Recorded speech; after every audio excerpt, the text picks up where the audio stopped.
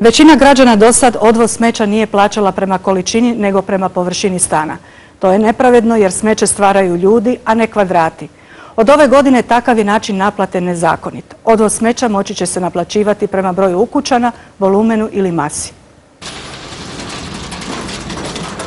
Koliko ćete platiti odvoz otpada u Zagrebu ne ovisi o količini koju ćete baciti, već o veličini stana u kojem živite. Nepravedni način naplate uskoro ide u prošlost. Ovih dana u poštanske sandučiće stižu računi za smeće s novim izračunom, prema broju ukućana. Od novog kriterija profitirat će samci koji žive u velikim stanovima. Udara na standard onih mnogobrojnih obitelji koje žive u malim stanovima neće biti, barem tako tvrdi Čistoća.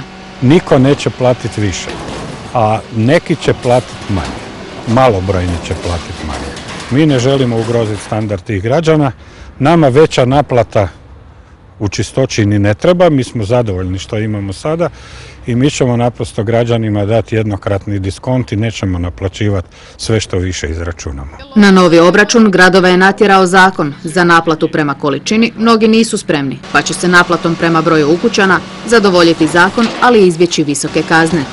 A tih 500.000 kazne je nama ubod komarca naspram 300 milijuna kuna koje godišnje uzima Fond za okoliš iz Zagreba i to radi već preko 10 godina, znači radi se o milijardama, a nikad nije uložio ni 1 kunu u Zagreb.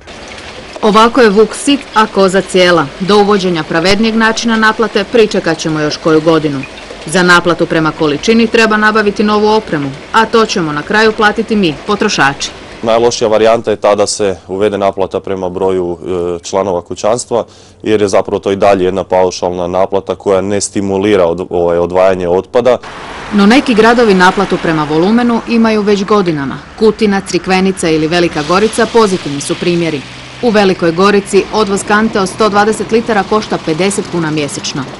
Uvođenjem novog sustava zamijenile su se kante sa novim kantama od 120 litara i tamo gdje nisu građani imali kante nego su odlagali u vrećice, zadužili su nove kante. Količinu otpada možemo smanjiti izdvajanjem korisnog otpada u ove podzemne kontejnere.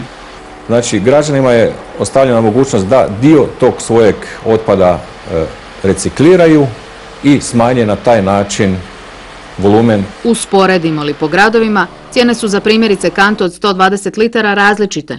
U Crikvenici cijena je nešto viša, no tamo se posebno naplaćuje kanta, a posebno svaki odvoz.